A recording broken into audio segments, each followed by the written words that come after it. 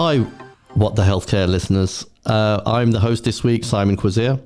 Welcome, everybody. This is the podcast where we tackle some of the trending topics, ideas, and best practice in health and social care. This week, I'm speaking to Antony Hall. Antony is the Director of Insights, Assurance and Governance at HC1, the UK's largest elderly residential care provider, which has over 300 care homes and provides positive, personalised care and support to more than 14,000 residents. Welcome to the podcast this week, Antony. Thank you, Simon. I'm absolutely thrilled to be here. Excellent. Good to hear and see you again. I saw you recently at the Care Show. We had a fun time. I'd like to start off by asking you just to tell us a little bit about yourself outside of work, Antony. Oh, crikey. I guess that my main interest outside of work are two things, really. My one-year-old Jack Russell, who's called Doug, who occupies all of my time, and that's been a real thrill to have him in my life. And secondly, I'm a very passionate Grimsby Town supporter, and I've been a Grimsby Town supporter since I was 7 years old, and that's one of my great interests in life. And I go to home and away matches constantly. Do you take the dog with you, or do you go alone? Unfortunately, no. The dog has to stay behind. Yeah. This week, we're going to start. I'm going to talk us through a few of the topics, some of which are really pertinent, and they're absolutely close to both of our hearts. But I'm going to start off by saying that we shouldn't mention the C word, should we? And before our listeners start jumping to conclusions, shall we just articulate exactly what the C word we're referring to here, and it's around compliance.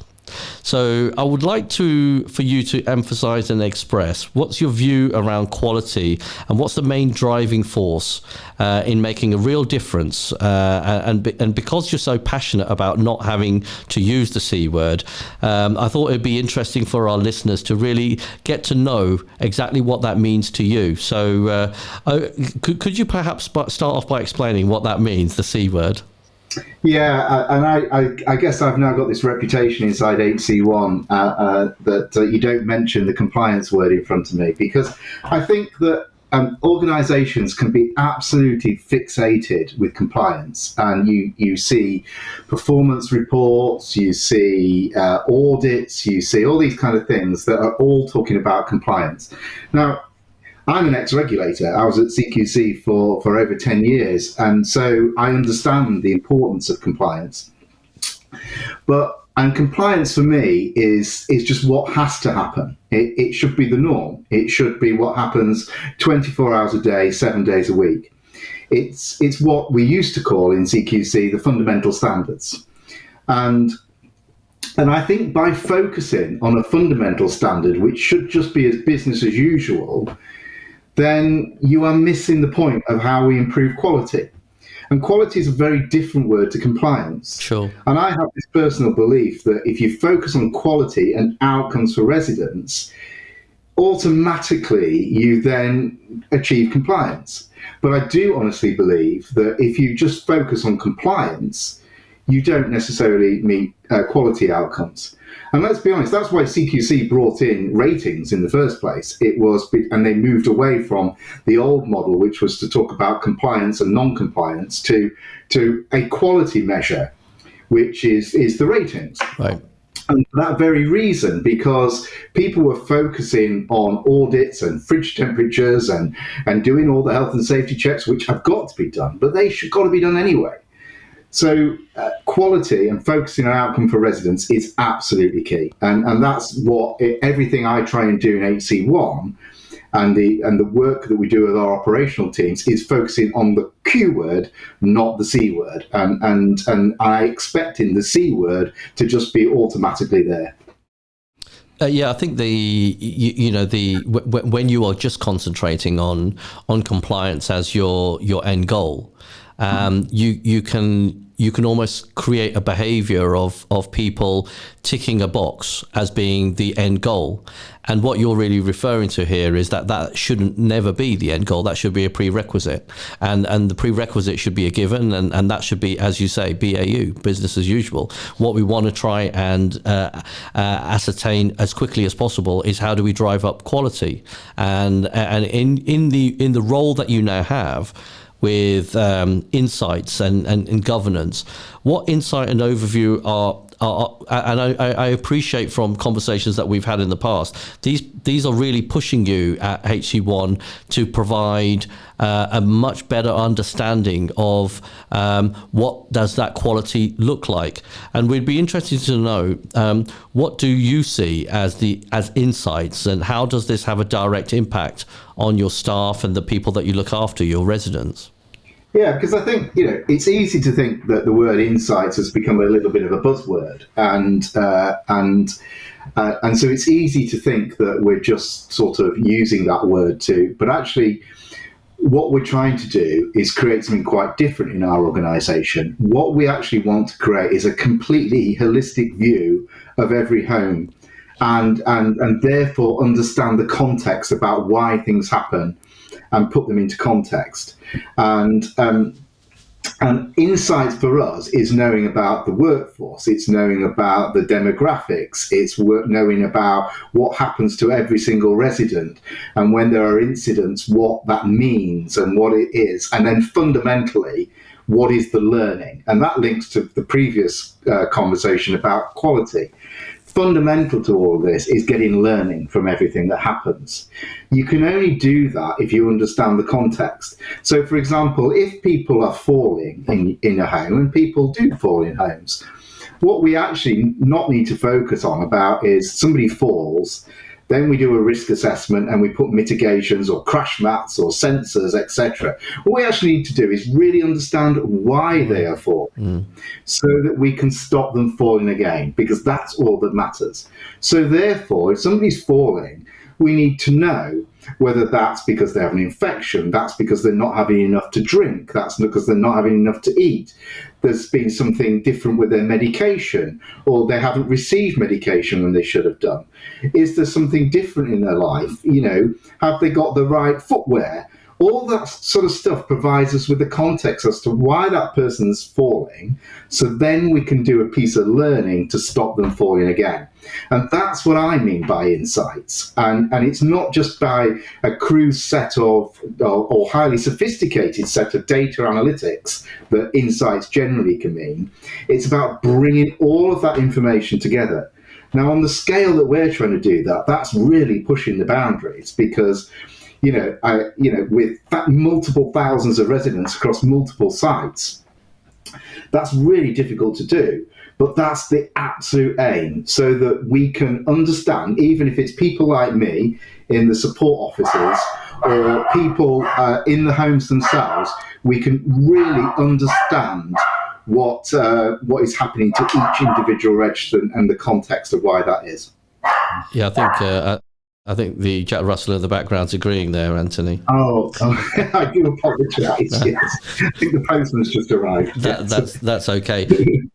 You and I, we were together recently at a dinner, and you were giving some great examples around where insights can be really, really helpful to learn from. And can you tell us a little bit about these? And I'm specifically thinking of the weight loss and the dining room conversation that we had. I think our listeners would really benefit from that. Yeah, sure. So one of the things, because it's quite easy for care providers to look at weight loss, and all care providers will be measuring people's weights on a weekly or monthly basis, whatever. And then all providers will be tracking whether people are losing weight or not. And then the common thing is, well, let's understand, shall we encourage them more to eat more? Shall we fortify their diets? All those sorts of things. But actually, what we discovered using this insight model, there was a correlation between some of our refurbishment programs that were taking place. So we're currently doing a massive refurbishment program around 200 of our homes. And some of those are really big programs. And what was happening was the dining room was being taken out of commission. or for a extended period, or even for a short period. So people were having to eat in places they weren't usually eating. So perhaps in their own rooms or in a different area of the home, or they were sat with people that they don't normally sit with. And what we actually found was, because fundamentally dining's an experience for us all, right. And it's certainly an experience for people who are living in a care home. It doesn't change. And for some people, it might be the only thing they look forward to all day. And if we change that in any small way, it completely can disrupt people's appetite, particularly if they've got a cognitive impairment and they're not able to express that they're uncomfortable with that change.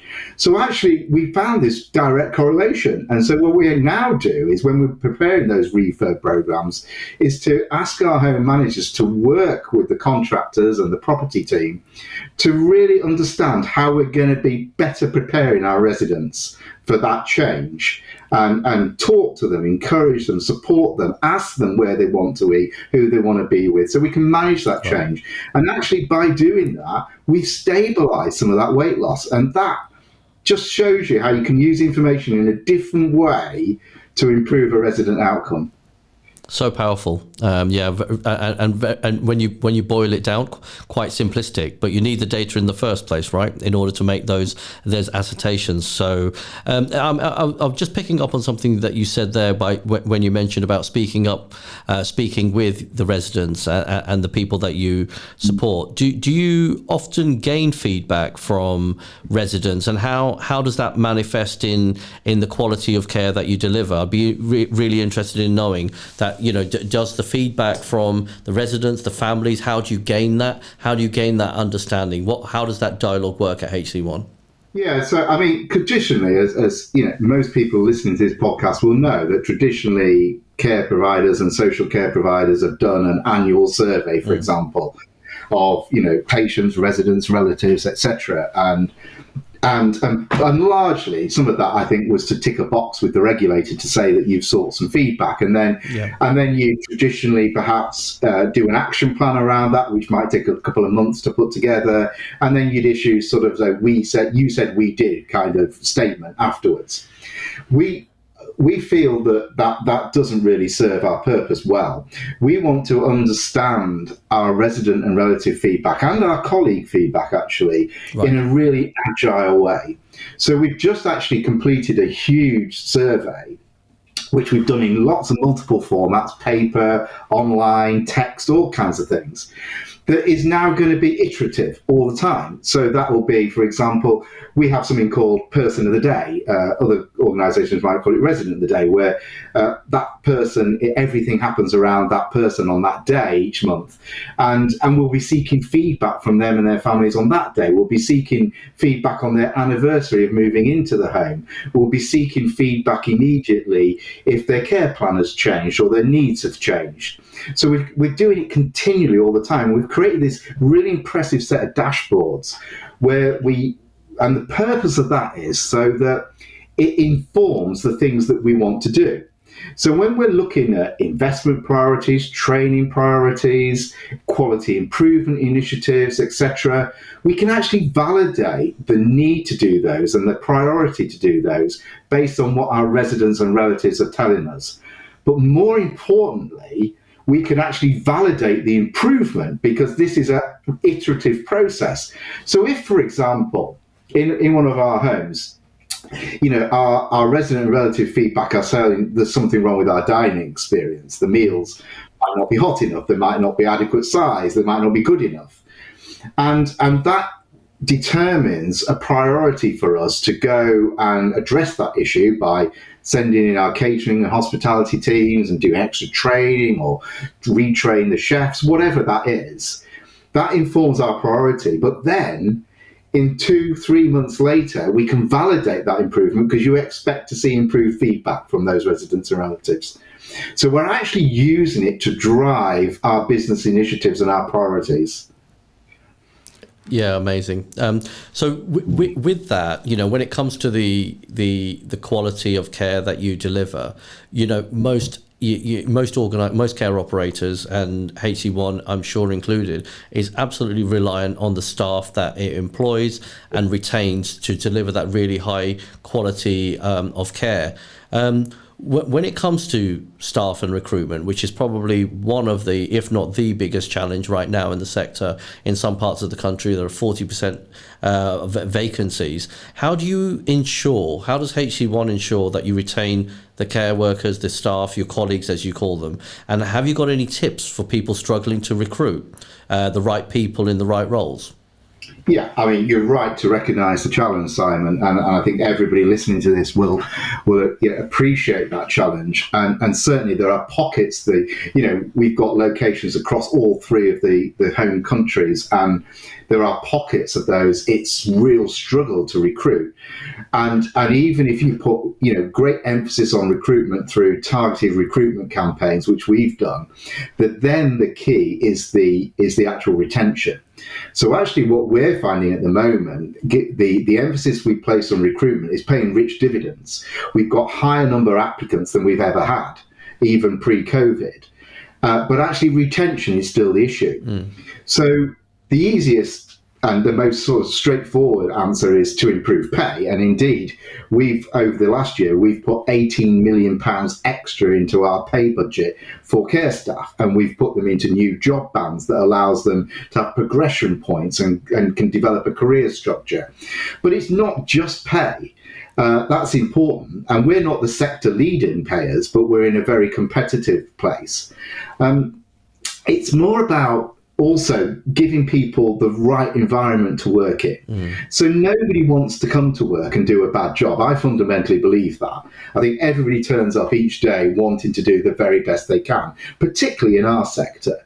But sometimes the barriers that companies and organisations put in the way of people means that they cannot achieve that each day. So we need to look at that really hard. So for example, if you've got, I was talking to somebody yesterday about a care plan, and the fact that, the care plan was taking them half an hour longer to do than you'd normally expect because there's areas of repetition in it. And the easiest answer is to just remove the repetition. And so, as we're designing our new care plan, and as you know, we're moving to a new digital care plan solution in the next few months. And as part of that redesign we've got this concept called time to care. And that is about removing those barriers, removing those elements of bureaucracy that then gives our colleagues time to actually care, because that's what they want to do. And then the other part of that is to create an environment that is all about improvement and learning and is not in any way about blame. And this is a massive cultural shift that our company's been on. It's about moving away from people feeling that they can't speak up, or people feeling that they don't have a say, or they can't share experiences when things don't go as well as they should, to a culture where that's absolutely the expected norm. But actually what we want to all our colleagues to do is, if anything happens in our homes, whether it's actually caused an incident or it was a near miss or potentially was just a risk, is that we create a way of learning from that, and which is why we're so involved with yourselves about the learning outcome part of Radar, that we're absolutely desperate to succeed with. Because if you then create that environment that everybody feels that things that go wrong can be learned about, then it becomes a really self-fulfilling environment, because people are really wanting to work in that. Because how many times you hear people saying, I've told them that, but they haven't done anything about it. And you hear it constantly in organisations. So what we want to move to is that continual learning. And that is part of the whole retention strategy, because then it becomes a better place to work, and it allows people the time to focus on care. And I truly believe that will help us retain staff. Yeah, sure. And you've been on this, and HC1 and your role in particular has been on this digital transformation journey for some time now. And you touched on it there around electronic care plans. But I wanted to talk to you today about the use of technology and to drive the right quality through the outcomes within your homes. And why is it so important to gain that oversight of all the locations that you've got? It's a really widespread organization. So the use of the technology that you're bringing in, does this allow you to promote best practice with the use of technology? Have you got examples of where the understanding of that, where something is happening in one home, has prevented it happening in another site? Yeah, so we started, for example, bringing in a set of what we call early warning dashboards, which were bringing all that insight work together to sort of give us indications across a whole load of different indicators, people, environment, workforce, clinical indicators, all these kind of regulator concerns, all these kind of things into one place to start giving us early warnings when a home was going slightly out of kilter. Now, part of that was then to bring in incidents, and when things were happening, when things were going wrong, or when a coroner was involved in an inquest and made some recommendations, or a local authority came in and made some observations about the tools we were using or the way we were using them. And we decided to bring all that together in a package, and it's a digital package, which is called our organizational learning pack. And this is what, and then what we did was to change our home's management style away from lots of different meetings about clinical risk, health and safety, all these kind of things, into one big meeting called an organizational learning meeting. And we feed into that through the technology, the insight reports, the early warning reports, the organizational learning information. And we ask the home to learn in a session with the whole team. Not about KPIs, not about performance indicators, but about learning. And that's how we've used the technology we have. And as we get better with radar coming on board and our care planning solutions, we'll be able to just drive that into a whole different level of sophistication. And then we can start, that gives us a real insight to all of our homes. And then that does mean really clearly that we can do what we have now got in place in a much more slick way. But what we've got in place now is, if, for example, a coroner issued a set of recommendations or a prevention of future deaths notification in one part of the country, I'm 100% confident that all of our homes would very quickly and very timely know what that is to prevent it happening in one of their homes. Because we used to see that, and we used to see that one local authority was saying, we don't think you're doing that correctly, and we might deal with that at a local level. But then, 200 miles north in the country, the home was doing the same thing, and the local authority was saying the same thing. So, and that has the potential then to not be doing our best for our residents. So we're using the technology to share the information, push the learning to just completely underpin that organizational learning culture that we're so passionate about and trying to achieve. So going back to insights from the beginning, you mentioned that anyone can create an insight model. It would be great if we can end with you offering up some tips, or where do you start to create that for a care provider, and what should they begin to focus on? So I think it goes right back to the start of our conversation. Don't forget about compliance, because that's important, but that's not your starting point. Your starting point is, if we want to understand what's happening to every single one of our residents in every single one of our locations, what information do we need to bring in one place that gives us the context? So traditionally, organizations, will have HR systems, finance systems, property management systems, quality systems, all those kinds of things. So the end point is where you focus on bringing all of that information together and understanding how you can organize that information to give you those indicators and provide the context.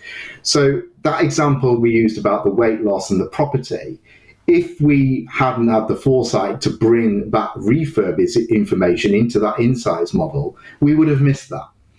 So it's about understanding all that stuff you need to provide that context, So, and that's really important. And I think that would be the biggest tip I would say. Yeah, fantastic. Thank you very much for sharing your insight. At the end of each episode, we ask everyone to describe what is the health tech moment, and this is just a bit of fun, really. I'm sure our listeners would be interested to know, have you got any weird or wonderful stories that you've experienced in the health and social care industry? Crikey, a number. I mean, I was fortunate enough to, as a CQC inspector, I think I inspected over 800 care homes in my time. So I've seen all sorts of things that are taking place. But I'll tell you one thing that almost brought me to tears the other week that I saw was, I fundamentally believe in sort of giving positive risk taking. Risk taking and risk assessment is usually about stopping people doing things. I'm passionate about positively encouraging people things to do, and that's where technology can help us enormously. And I saw the other week a gentleman who had quite a significant level of dementia, but for years all he'd done is walk round the corner to get a newspaper. As his dementia had progressed, he was unable to do that because the home were quite worried that, if he went out on his own, he might wander off and they wouldn't know where he was. And secondly, they didn't necessarily have the staff levels to go and accompany this person every day.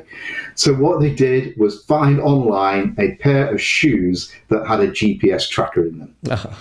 And this gentleman, and they're a lovely pair of shoes, he loves the shoes, he puts them on every day, he goes out and gets his newspaper, and the care staff know exactly where he is. And if he does decide to just take a slightly different route to normal, they're aware of that on their phone, they can track him, and they can do that. And before anybody worries about consent and all that kind of stuff, we did all of that, and the best interests and the family were involved in all of that. But how good is that? Yeah, and that has changed that man's life through a simple piece of technology. It's so simple yet so effective and so powerful. What a wonderful way to end. Thank you so much, Antony. Thanks for joining us this week, and thanks to you all for listening. Join us next week for a new episode, and don't forget to rate and subscribe. And if you have any questions for us or our guests, please email whatsthehealthtech@radarhealthcare.com. Thank you.